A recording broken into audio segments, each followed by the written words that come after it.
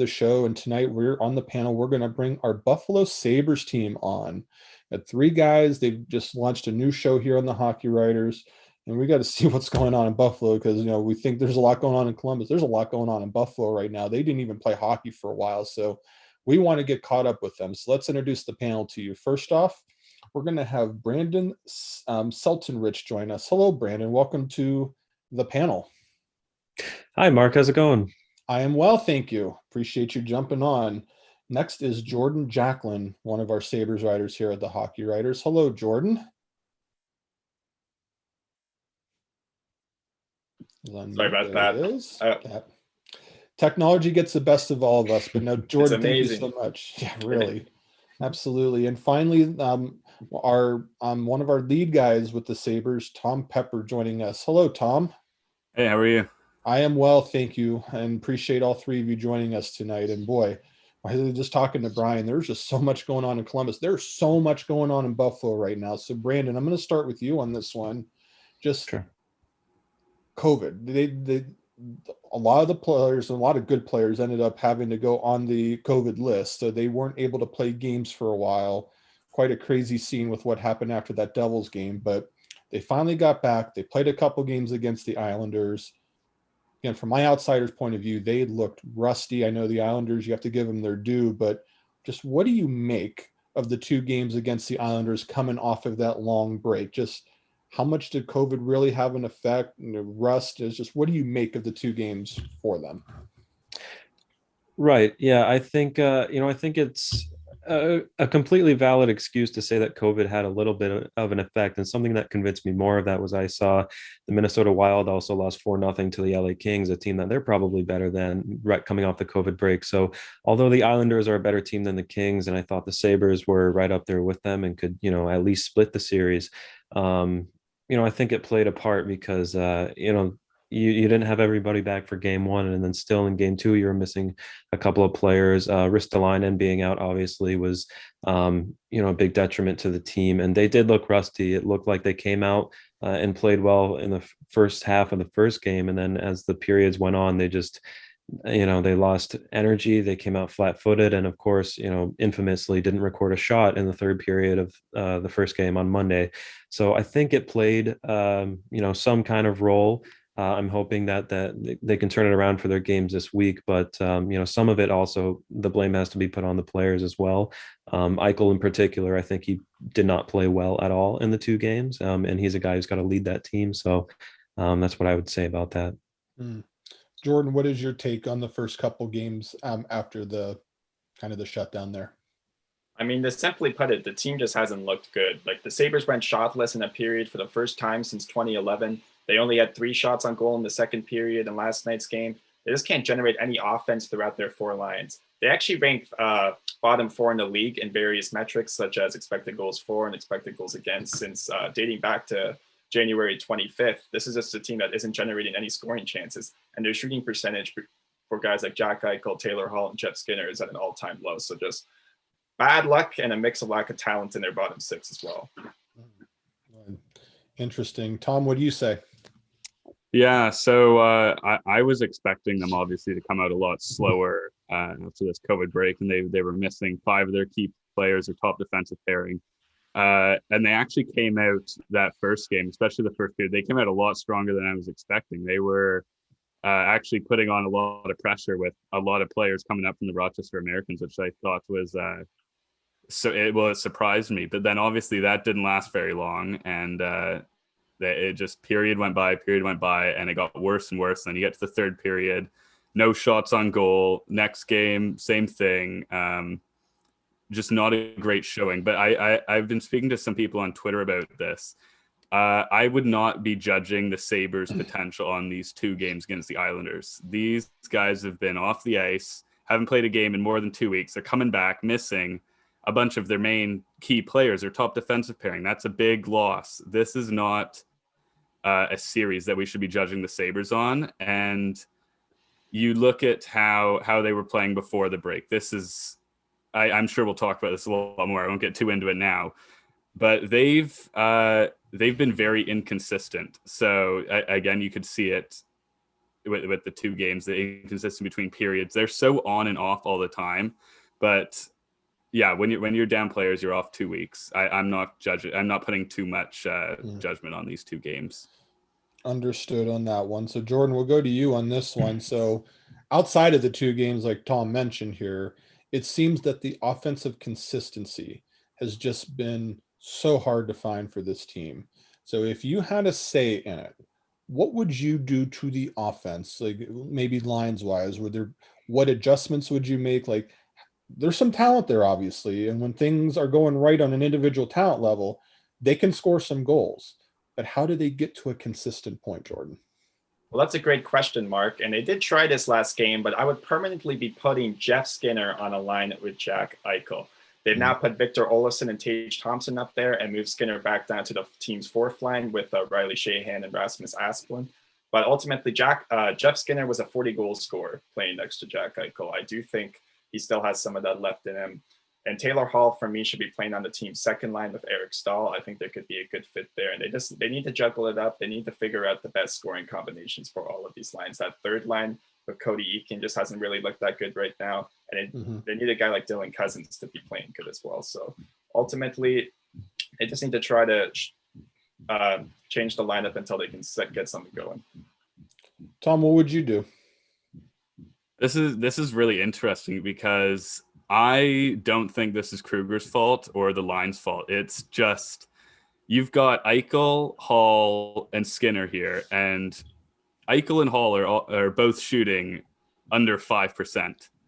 It's not for a lack of shots or effort here. I mean, a bit of it seems like a bit of a lack of effort, but these guys, I don't see them shooting under 5% all season. Eichel's leading the team in shots. Hall and Skinner both top 5 in shots for this team.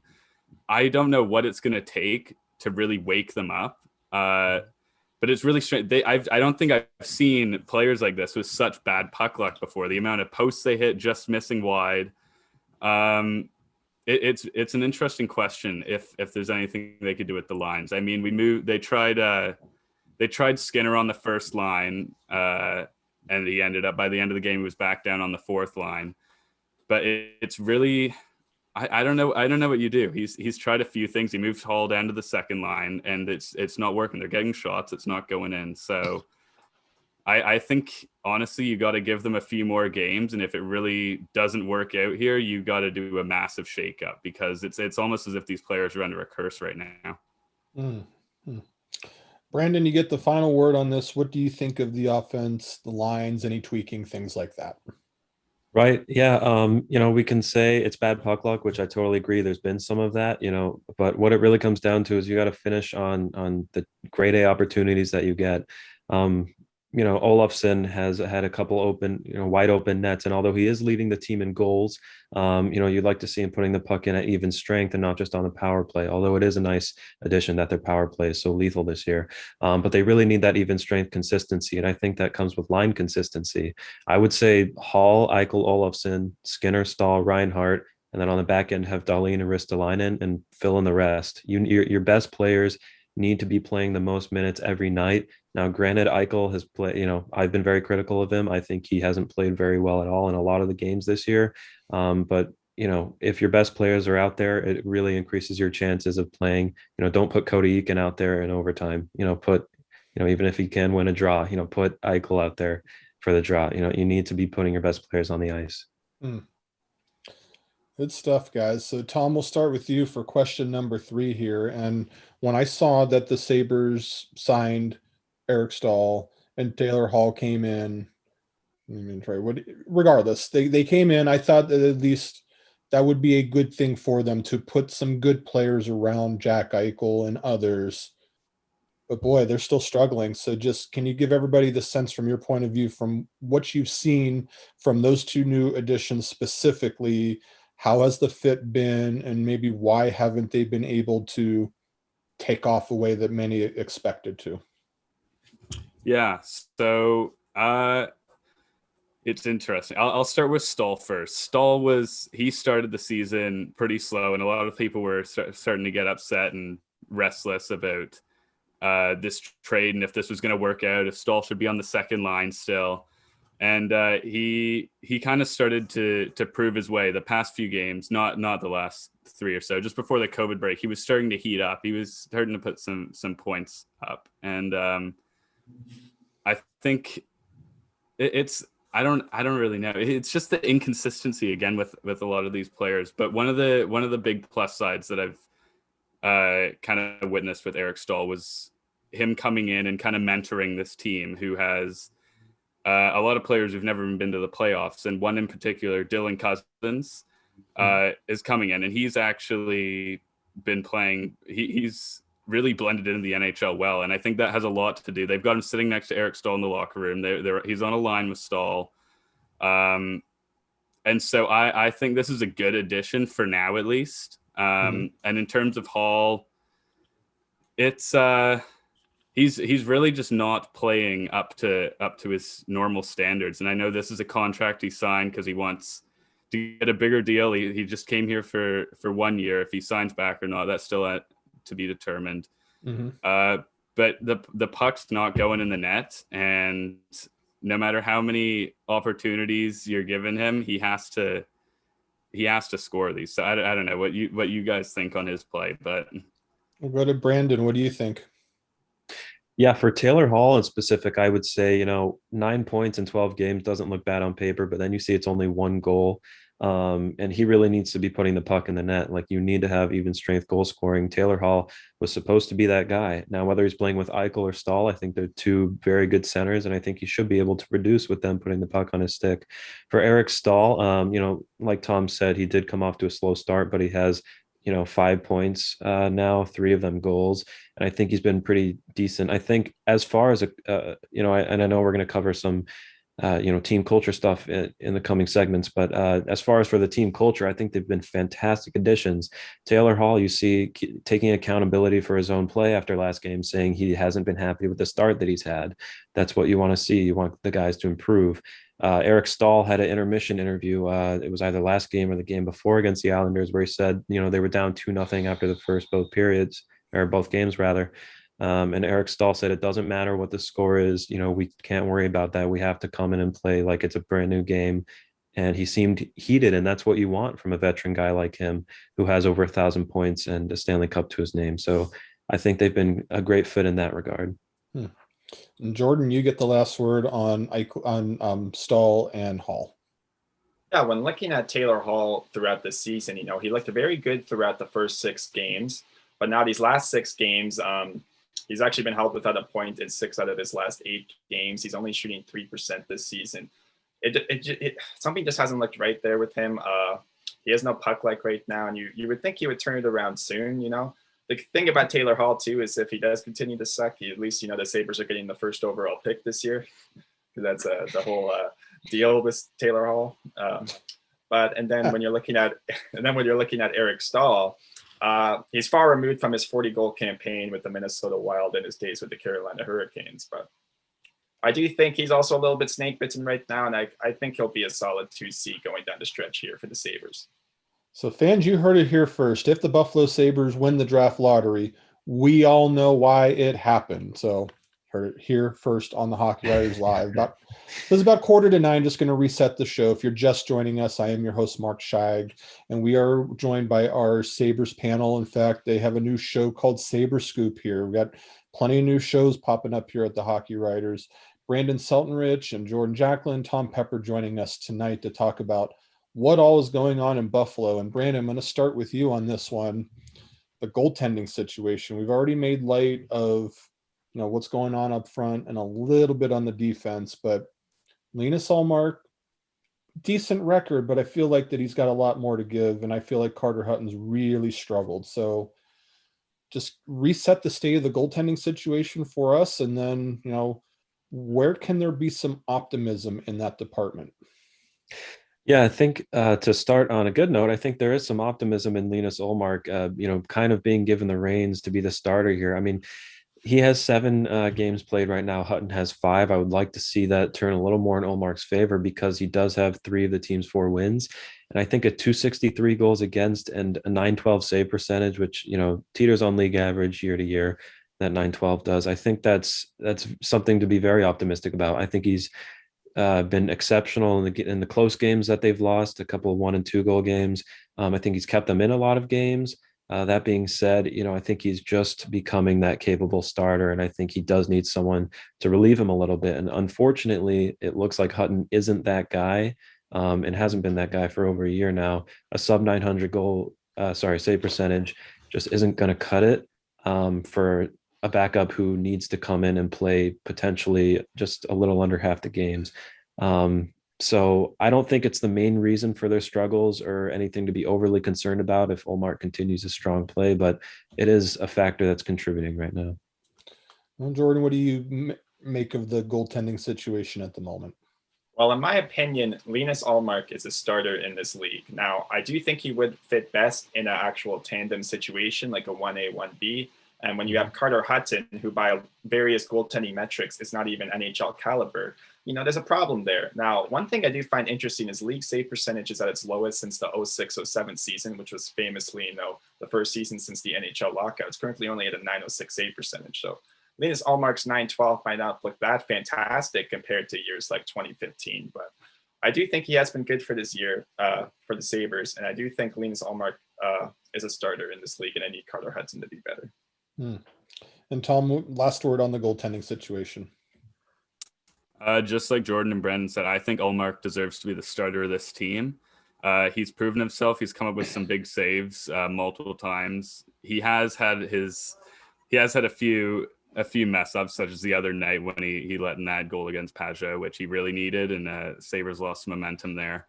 But I think, again, the main issue comes down to Carter Hutton. You need, in this season especially, with a condensed season, the Sabres are now playing an average of 1.8 a game every 1.8 days. You need to have a 1-2 punch in net. And Carter Hutton, from what we've seen, he cannot be that other guy. So I don't know what Kevyn Adams is going to have to do here. We've heard multiple times he's potentially looking into the goalie market, potentially looking for a trade, but we really haven't heard much budge there. But something's got to give here, because you can see it. When the Sabres let in weak goals, they lose all their momentum. And yeah, you need two goalies.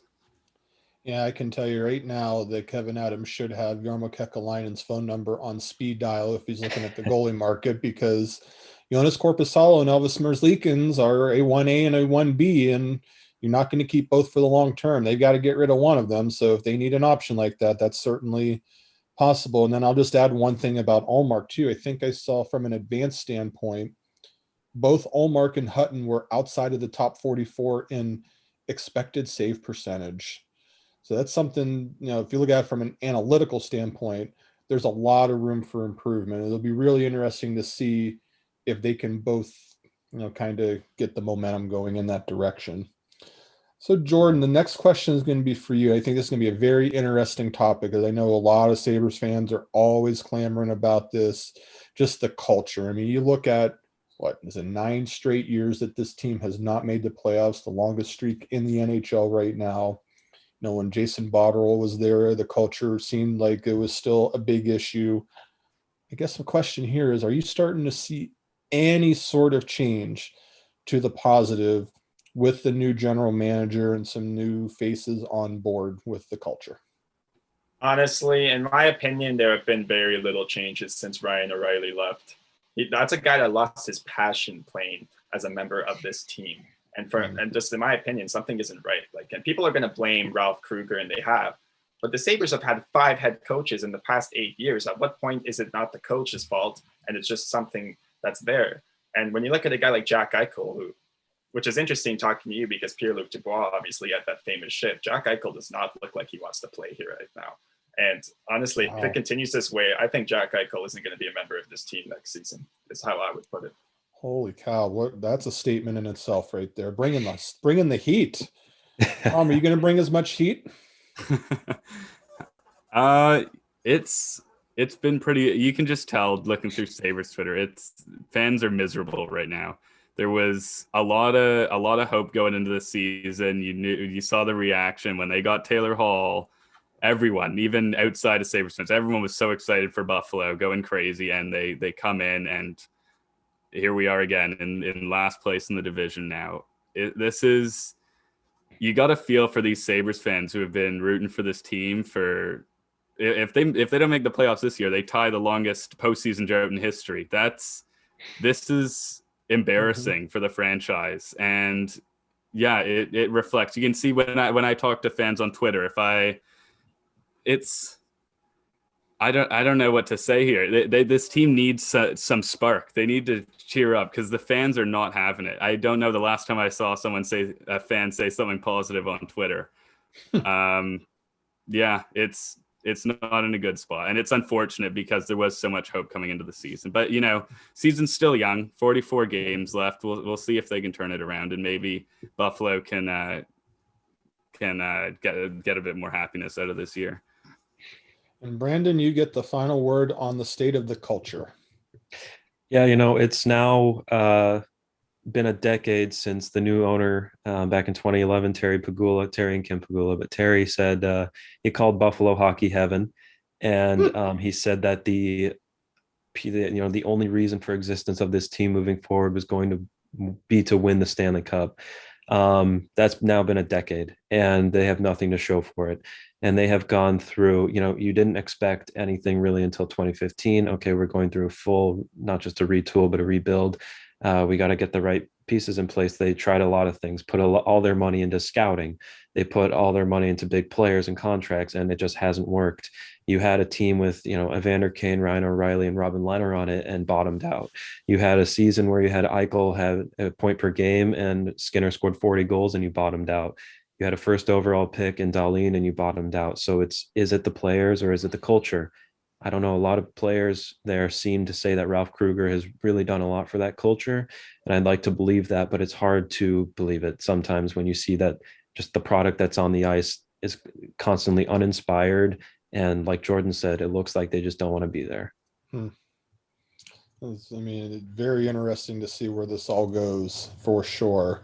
So Tom, we got a couple more questions here. So Tom, we'll start with you for this one. I'll kind of lump these two together here. Ralph Kruger, you guys have brought him up, and Kevyn Adams. So just your impressions of each of them, specifically at the start of this year with Adams being a new general manager now and Kruger now multiple seasons with the Sabres. Just where do you kind of pin them in terms of how everything has transpired? Do you blame them for where things are at right now, or do you see any kind of tangible progress with what they're trying to do? So again, like I said earlier, I don't think this is a lot on Kruger. I think a lot of this is on the players. The puck's just not going in for them. Kevyn Adams, I think it's amazing what he managed to come in doing with no NHL managerial experience. You get Taylor Hall in here. First, that's massive, first of all. But I think he's put together a strong roster here. And this roster has potential, no matter, I mean, people say all the time that they don't, but we've seen them. They came into this season and they lost some of these games, but they were playing very good hockey against the Philadelphia Flyers and the Washington Capitals, who had been playing playoff hockey just a few months prior when the Sabres had been off for almost a year. And I think people forget what the Sabres looked like prior to this year. They do look a lot better. And so I'm happy with what Kevyn Adams has done. Kruger, he's been a bit stubborn. You could say you could move Skinner up the lineup, but he's honestly been playing well on the fourth line that Kruger has him slotted on. I don't think it's on either of them. This is on the players. So that's my take on it. The players have to score. Brandon, what do you say about Kevyn Adams and Ralph Kruger? Yeah, I agree with and would echo a lot of what Tom had to say about them. I think for Kevyn Adams to come in, a lot of people, people in the Sabres organization and in Buffalo knew who he was, and obviously he was a player in the league. But outside of that little circle here in Buffalo, it was sort of a head scratcher, like somebody with no managerial experience. There were maybe some better candidates out there, but he really made a splash getting Staal and Hall, and then doing the best that he could in a really weird year to fill out the bottom six with, Sheahan, Eakin, and Reeder. Reeder, is one signing that has paid off. So I think he's done a good job putting together a competitive roster. Ralph Kruger, Sabres fans would be pretty split, pretty torn on him. But like I said, the players speak so highly of him, so highly of the culture that he tries to instill there, and just him as a coach and as a person. And I think that really goes a long way. And I'd be hard pressed to say something bad about him, unless the players had something bad to say. So I would echo what Tom said, and that this is probably more on the players than them. And Jordan, you get the And final word. Go ahead. One thing to mention, Taylor Hall signed here a lot because of Ralph Kruger. Mm-hmm. Right. Great Yeah. sign. So, Good point. And Jordan, you do get the final word on the head coach and the general manager. Well, I'll play a little bit of devil's advocate here when it comes to Kevyn Adams, because yeah, getting Taylor Hall is obviously amazing. Eric Staal, that was a very good asset management in that regard. But he let Dominic Cahoon go to unrestricted free agency when he didn't have to. He was an RFA, a restricted free agent. The team held his rights, and that's a solid player that went to the Edmonton Oilers and has found some success playing next to Leon Draisaitl. And one other thing I would like to note is that they didn't really address the backup goaltender situation now. It is a pandemic, and you're paying Carter Hudson $2 million and $750,000 to play for you. But if you should have traded a second or a third round pick if you had to try to get rid of him, because you need goaltending to win in this league. And now when it comes to Ralph Kruger, he implements a defensive heavy system, actually kind of similar to what John Tortorella does with Columbus, but you'll hear it from the players. They all love playing for this guy. I know that's why Taylor Hall obviously wanted to come back. Guys like playing for him. It does work when the players buy into it. And I do think he is being heavily scrutinized when he shouldn't be. I do think he can lead this team to the playoffs. But I would say that Kevyn Adams should be doing a bit more to address the backup goalie situation and depth scoring. All right, we're down to our final question. And Brandon, we'll start with you on this one. And it's just going to be straight and to the point. What will it finally take for the Buffalo Sabres to be competitive once and for all? Right. Well, we've talked about this a little bit during this episode, and you take the Buffalo Sabres and look at their roster on paper and put it up against the top teams in the East Division this year. They should be able to compete on paper with the teams and be one of the best, one of the top four, at least a playoff team in the East Division. By all means, they should be able to accomplish that. What you need is for everybody to play their role. You need Ullmark to be the capable starter. You need Hutton to be a good backup. You need your guys like Hall, Eichel, and Skinner and Olofsson and those guys to be the points leaders of the team. And you need guys like Dahlin and Ristolainen to consistently be the best players on the ice when they're out there. You need everybody who, in their respective roles to play well and work together as a team, build that chemistry, do what you're supposed to do. And, it's much easier said than done, but on paper it should work. And I'm hoping that it starts to click, and that's what's going to take. All right, Jordan, what do you got to say about finally being competitive? What will it take? Well, a big component is Rasmus Dahlin really needs to show that he's a number one defenseman with consistency. Now, he does show flashes of it, but consistency, he hasn't really looked like a top-pairing defenseman besides this 45-point season last year. And everything just needs to start going right at Buffalo. Like Jack Eichel, Taylor Hall, and Jeff Skinner, they need to start producing. There's only 3 goals between those 3 players. That's not good enough. They need depth scoring, and honestly, they just need to start building a winning culture. They need to start having fun again. That's a big thing there, if they're going to win it in this league. And Tom, you get the final word of the night.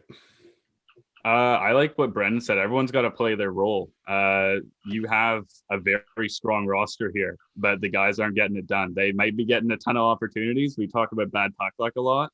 But bad puck luck, just saying you have bad puck luck isn't going to get you anywhere in the standings. The puck has to go into the net. So whatever you have to change, I think another thing that this team does need is more passion. You don't see these guys again like smiling or going hard. Another thing that I've noticed, I don't think I have once seen this team get chippy after a whistle or defend their goaltender, defend a teammate.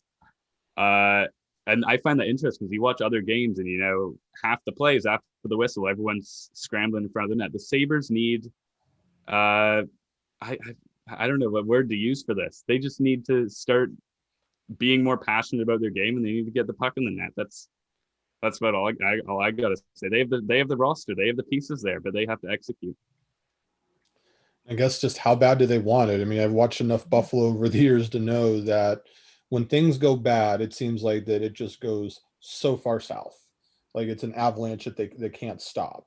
So it's like, the leadership, that's where you have to start. It starts at the top, and people have to follow the leader, whatever that is, and if Eichel's not playing well, I feel like that the rest of the team is not going to play well. So, whatever it is, now they have to be able to just find whatever consistency that they need to be able to get to that point of trying to overcome this, because a decade long without making the playoffs, especially in a cap era like this where they've had multiple high draft picks, it's completely unacceptable.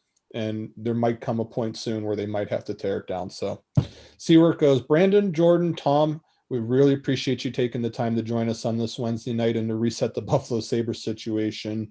And fans, make sure that you follow these guys, do a great job writing about the Sabres, and they have a new show. I believe it's coming tomorrow night. They record this, called Sabres Scoop. So make sure that you watch that as well. So boys, thank you so much for joining us tonight. Thank you Thank very you. much. Thank you very much, Mark. Thanks, guys. So yeah, what an interesting time, both in Columbus and in Buffalo. I mean, we know that teams always have stuff going on, but just seems like that these two situations in particular are just really, really crazy. So we'll see where it goes. We will be back next week at this time, 8 o'clock Eastern. We'll have another guest to be determined and another panel. But until then, I hope you all have a great night. Make sure you hit that like button on Facebook and hit that subscribe button on YouTube, and you will not miss any of our panels or any of our interviews here on the Hockey Writers Live. And until next week, we will see you then.